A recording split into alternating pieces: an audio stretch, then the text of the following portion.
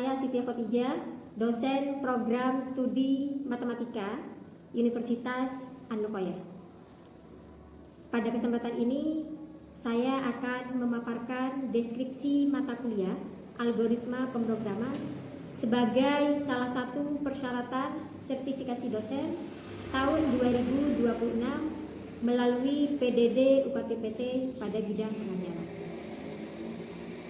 Algoritma pemrograman merupakan mata kuliah wajib pada program studi matematika yang terdiri atas 2 SKS teori. Mata kuliah ini menjadi dasar bagi mahasiswa untuk memahami konsep berpikir komputasional serta penyusunan algoritma sebagai fondasi dalam pemecahan masalah menggunakan komputer.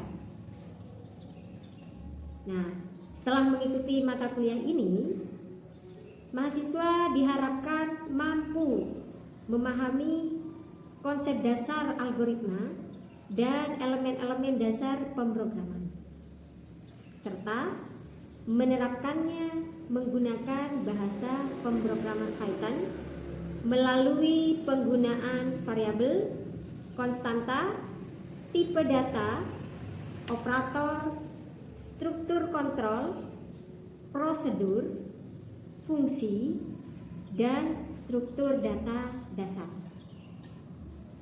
Nah, selain itu, mahasiswa juga diharapkan mampu menyusun algoritma dan mengimplementasikannya menjadi program sederhana untuk menyelesaikan suatu permasalahan secara sistematis, logis, dan efisien.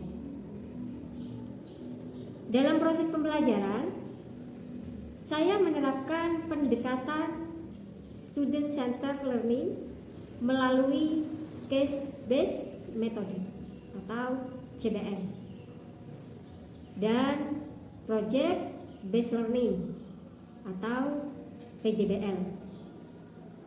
Nah, pendekatan ini bertujuan untuk mendorong mahasiswa agar aktif menganalisis permasalahan, berdiskusi, bekerja sama dalam tim, serta menghasilkan solusi dalam bentuk algoritma maupun program sederhana. Interaksi pembelajaran dilakukan melalui beberapa kegiatan, yaitu perkuliahan di kelas, diskusi kelompok, pengerjaan tugas berbasis proyek, pelaksanaan praktikum menggunakan bahasa pemrograman Python, serta menyusun laporan praktikum sebagai bentuk refleksi terhadap hasil pembelajaran. Nah, adapun penilaian dilakukan secara berkelanjutan melalui kuis, tugas individu maupun kelompok, presentasi, laporan praktikum, ujian tengah semester, dan ujian akhir semester. Penilaian tersebut tidak hanya mengukur penguasaan konsep, tetapi juga mengukur kemampuan mahasiswa dalam menerapkan konsep algoritma dan pemrograman untuk menyelesaikan permasalahan secara sistematis.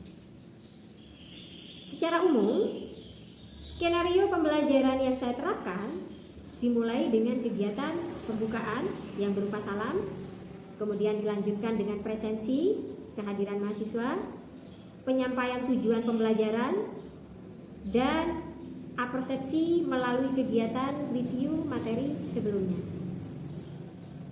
Selanjutnya, mahasiswa diberikan pertanyaan pemantik atau kuis singkat untuk menggali pengetahuan awal. Pada kegiatan ini, saya akan menjelaskan konsep-konsep utama yang disertai contoh penerapan. Kemudian, mahasiswa bekerja dalam kelompok untuk menganalisis suatu studi kasus, berdiskusi, menyusun solusi algoritmik, dan mempresentasikan hasil pekerjaannya. Pada akhir pembelajaran, bersama-sama kami melakukan refleksi, menyimpulkan materi yang telah dipelajari, serta memberikan umpan balik sebagai penguatan terhadap capaian pembelajaran.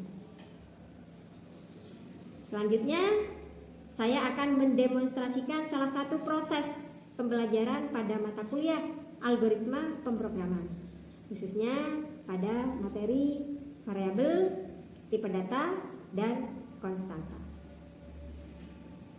Mari kita simak video pembelajaran yang telah saya laksanakan. Baik, saya mulai. Assalamualaikum warahmatullahi wabarakatuh. Waalaikumsalam warahmatullahi wabarakatuh. Bismillahirrahmanirrahim. Rabbi zidni ilma warzuqni fahma. Rabbi shrah li sadri wa yassir li amri wahlul 'uqdatam min lisani yafqahu qawli. Sebelum saya mulai materi kali ini, bagaimana kabarnya semua? Alhamdulillah baik. Saja ya? Aktif gitu ya? Imratus, Indah, Jalini, Inatul, Nuril, Nurul. Materi kuliah kali ini kita akan membahas tentang variabel, konstanta, dan tipe data. Nah, minggu kemarin kita sudah belajar apa saja? Algoritma pemrograman. Apa yang dimaksud dengan algoritma pemrograman? Coba, siapa yang bisa katakan? Ya, silakan. Apa itu algoritma pemrograman? Algoritma pemrograman adalah prosedur sistematis untuk memecahkan masalah matematis dalam langkah-langkah terbatas. Baik. Selain algoritma pemrograman, kita juga sudah belajar tentang penyajian algoritma. Penyajian algoritma ada berapa? Ada 3. Apa saja? Bahasa deskriptif, menggunakan pseudocode atau kode semu, dengan flowchart atau diagram alir. Sudah paham materi minggu kemarin? Bisa dilanjutkan dengan variabel, konstanta, dan tipe data? Iya. Nah, tujuan dari pembelajaran ini yang pertama yaitu mahasiswa diharapkan mampu menjelaskan pengertian variabel, konstanta, dan tipe data dalam algoritma pemrograman.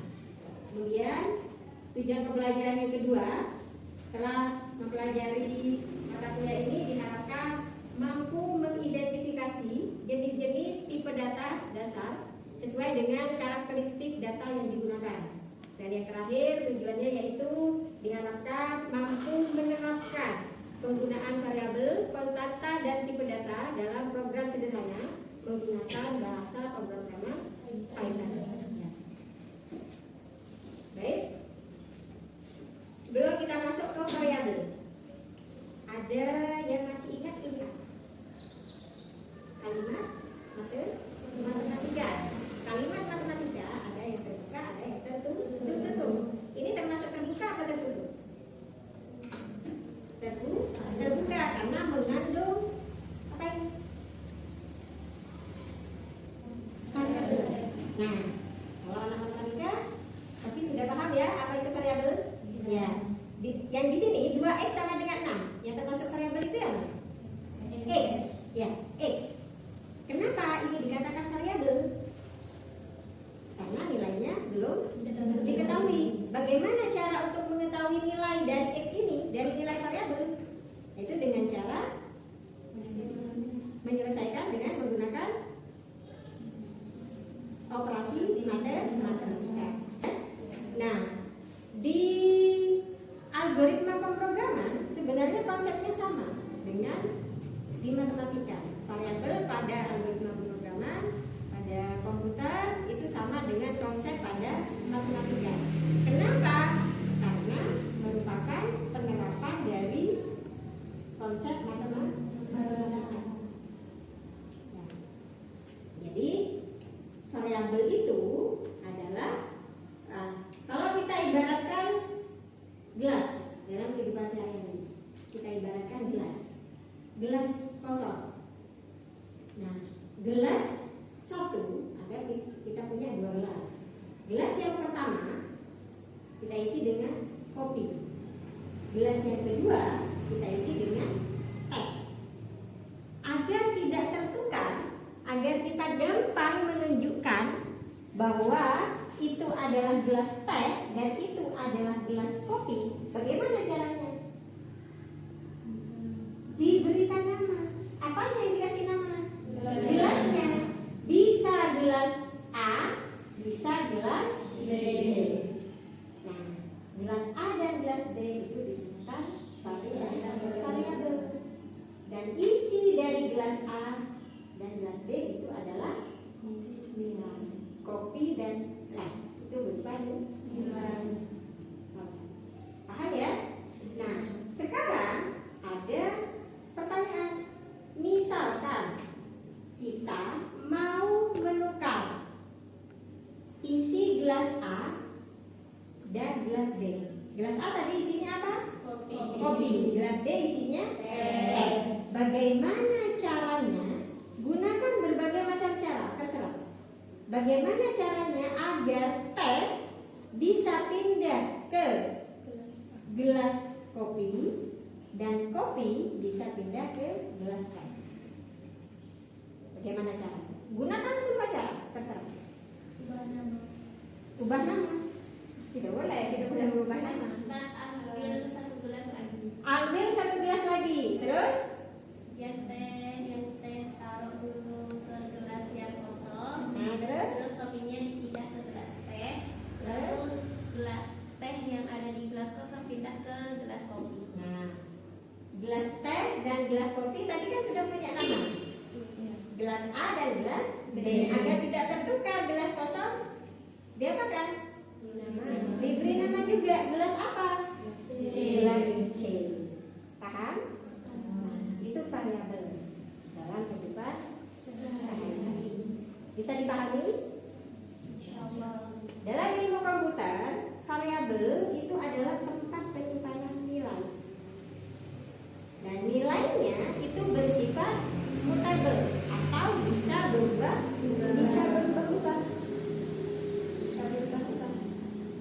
Nah, tadi kalau kita ibaratkan teh dan kopi, gelas itu bisa diisi selain teh dan kopi. Gelas A yang awalnya diisi kopi, ketika ditukar menjadi berisi teh. Dan gelas B yang awalnya berisi teh, akhirnya berisi kopi dengan bantuan gelas B. Nah, proses merubah atau menukar dengan menggunakan gelas kosong itu dikatakan algoritma. Dan caranya itu dikatakan metode. Nah, variabel tempat penyimpanan nilai. Nah, nilainya itu bersifat mutable, nilainya bisa berubah. Kalau nilainya tidak bisa berubah-ubah, maka tidak dinamakan variabel, yaitu dinamakan konstanta. Apa itu konstanta? Konstanta juga posisinya sama dengan variabel, cuma bedanya nilainya bersifat tidak berubah-ubah atau tetap. Contohnya apa? Nilai yang tidak bisa berubah-ubah. Nilai gravitasi bumi. Dari mulai kita belum ada, dari mulai kita belum lahir sampai kita masuk surga nanti, nilainya tetap. Ya, berapa? 9,8. Ada yang membulatkan sama 10. Ada lagi konstanta yang kita tahu di matematika? Pi. Pi itu nilainya berapa? 3,14. Ada juga yang menggunakan 22,7. Nah, nilai yang disimpan di variabel dan konstanta itu adalah tipe data. Apa itu tipe data? Itu jenis data yang tersimpan dalam variabel atau konstanta. Ilustrasinya seperti apa?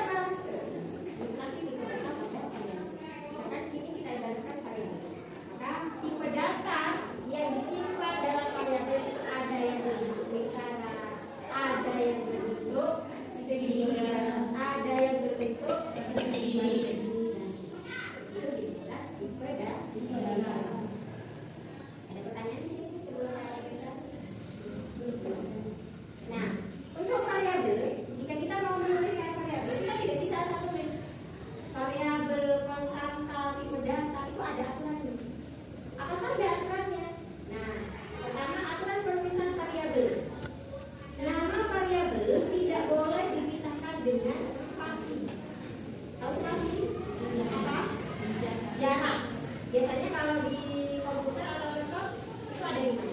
Tombolnya di bawah di bagian tengah yang paling panjang. Yang paling panjang. Nah, contoh nama lengkap ini tidak boleh. Tulisan nama variabel tidak boleh menggunakan spasi. Yang benar bagaimana? Tulis langsung nama lengkap. Nah, jadi aturan penulisan variabel yang pertama tidak boleh ada spasi atau tidak boleh dipisahkan dengan spasi. Nah, bagaimana caranya agar jika kita mau menamakan variabel lebih dari satu kata, tapi tidak boleh ada spasi. Biasanya kan kalau lebih dari satu kata itu dipisahkan dengan spasi. Tapi di sini di aturan penulisan variabel bisa kita pisahkan dengan menggunakan garis bawah. Jadi nama variabel boleh diawali menggunakan huruf atau garis bawah. Jadi bisa dipisahkan dengan garis bawah, bisa diawali dengan garis bawah, dan bisa diawali dengan huruf. Maka selanjutnya dapat berupa huruf. Contoh, nama 1, nilai 1, N2, nilai 2, garis bawah nama, itu boleh.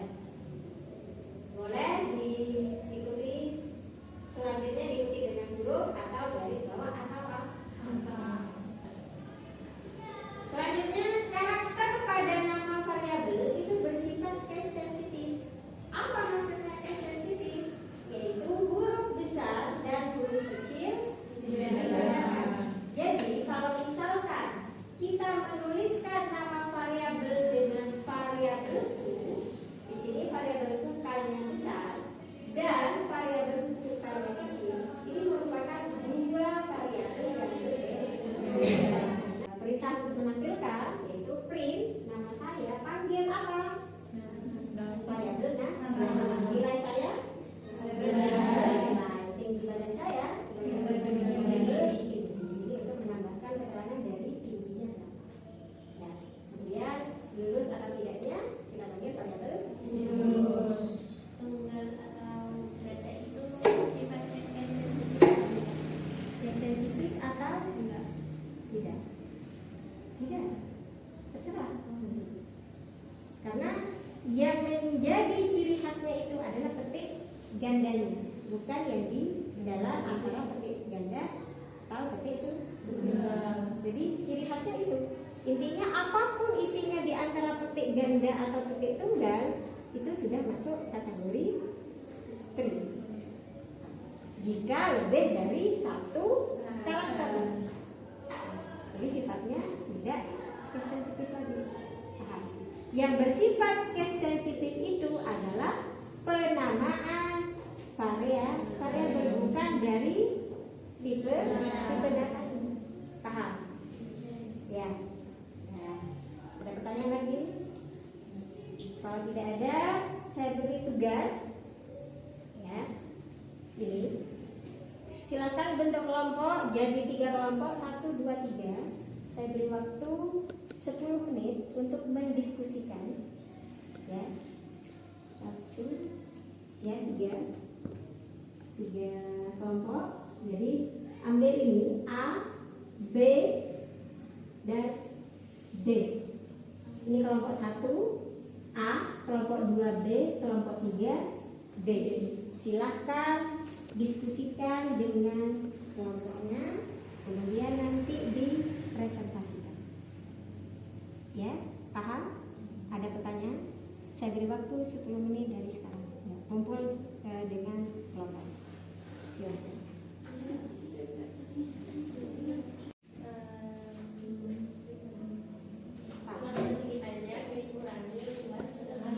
Setengah lingkaran. Ya, B. Cluenya apa? Persegi lingkaran. Untuk mencari luas yang diarsir, Luas persegi dikurangi luas lingkaran. luas persegi dikurangi luas lingkaran. Yang C, yang D, cluenya persegi setengah lingkaran besar dikurangi 2 setengah lingkaran kecil. 2 setengah lingkaran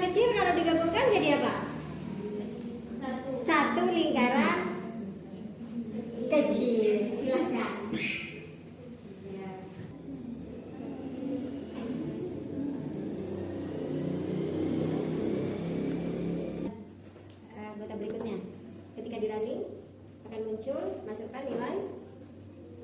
Ya, silakan.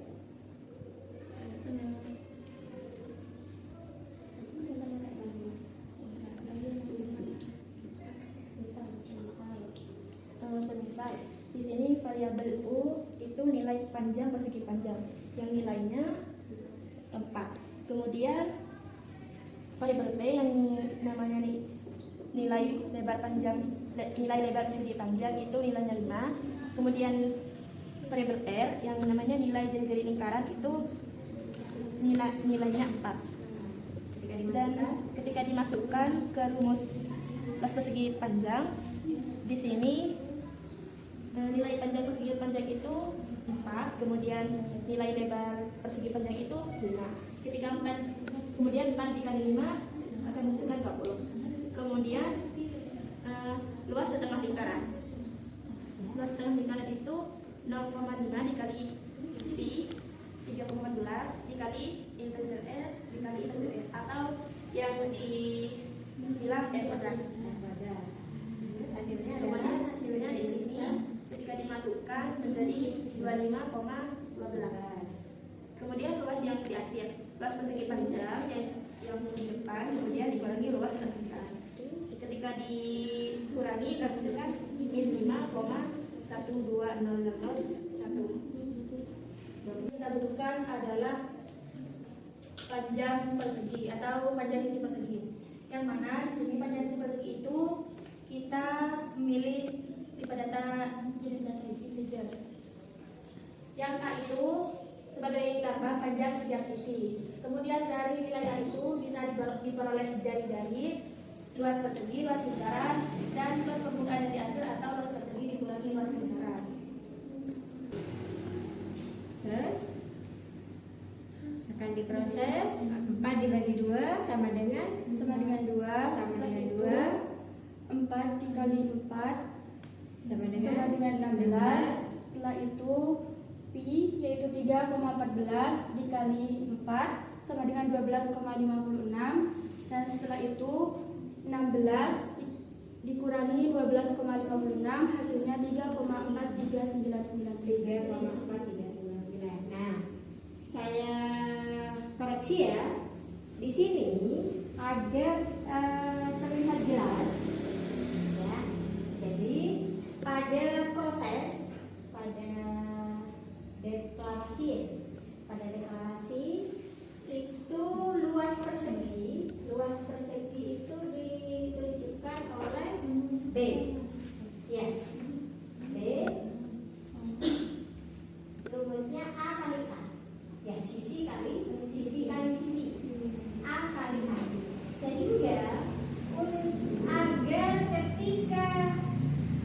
agar ketika dilanjut di sini jelas hasil dari luas persegi, maka di sini ditambahkan hasil dari luas persegi adalah A kalinya A sama dengan apa? Yang munculnya dipanggil B, ya, maka diperoleh nilai B seperti itu. Jadi di sini kan bingung hasil dari 4 dibagi 2 sama dengan 2 itu apa sih? Kan nggak ada petunjuknya. Kalau di sini ditambahkan hasil dari luas persegi adalah, nah ditambahkan seperti itu. Jadi lebih jelas membedakan antara yang mana proses luas, yang mana proses luas persegi, yang mana proses setengah lingkaran. Ini kelompok 3 akan presentasikan gambar D, yaitu menghitung luas daerah yang diarsir pada luas setengah lingkaran besar dikurangi luas setengah lingkaran kecil. Ini programnya ada di laptopnya? Ada. Oh, ini di screenshot? Iya. Ya, silakan dijelaskan. Ya. Bismillahirrahmanirrahim. Langsung saja saya akan menjelaskan sirkuit dari program luas arsir gambar D. Yang pertama yaitu bagian dari sirkuit pertama yaitu judulnya yaitu program menghitung luas daerah yang diarsir pada luas setengah lingkaran besar dikurangi luas setengah lingkaran kecil. Dan untuk bagian yang kedua dari sirkuit yaitu deklarasi, di mana deklarasi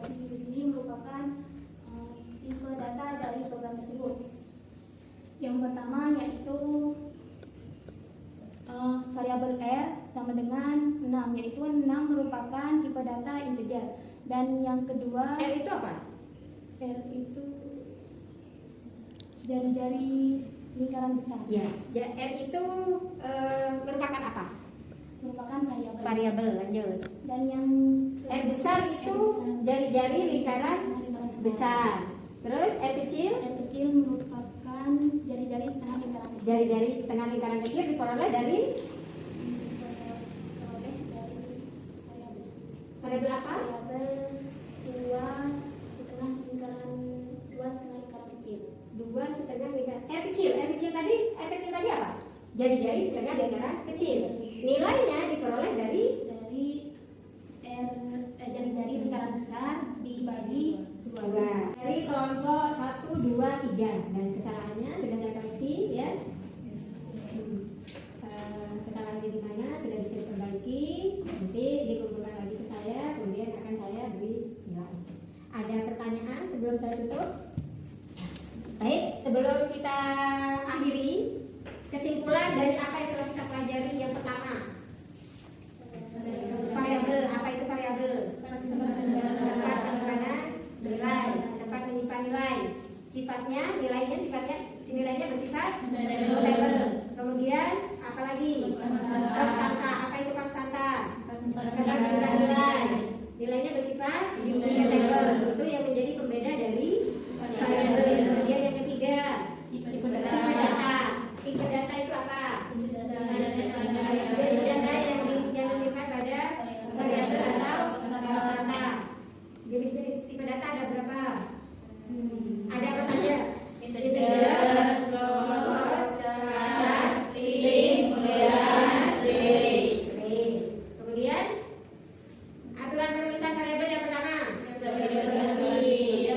Yang kedua, diawali dengan boleh diawali dengan garis bawah atau huruf, tapi tidak boleh diawali dengan angka. Yang ketiga, sifatnya sensitif, boleh diikuti dengan angka atau boleh diikuti dengan huruf. Ya, kemudian tidak boleh menggunakan simbol atau karakter khusus. Kemudian tidak boleh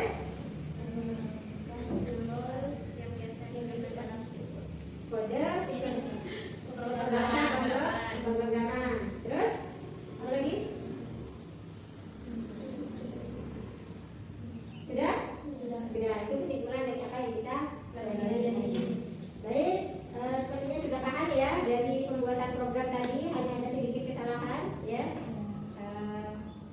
Terima kasih atas partisipasinya. Saya cukupkan, ketemu minggu depan dengan materi perulangan.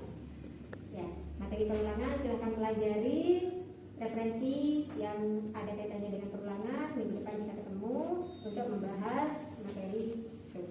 Baik, saya cukupkan. Terima kasih. Assalamualaikum warahmatullahi wabarakatuh. Waalaikumsalam warahmatullahi wabarakatuh.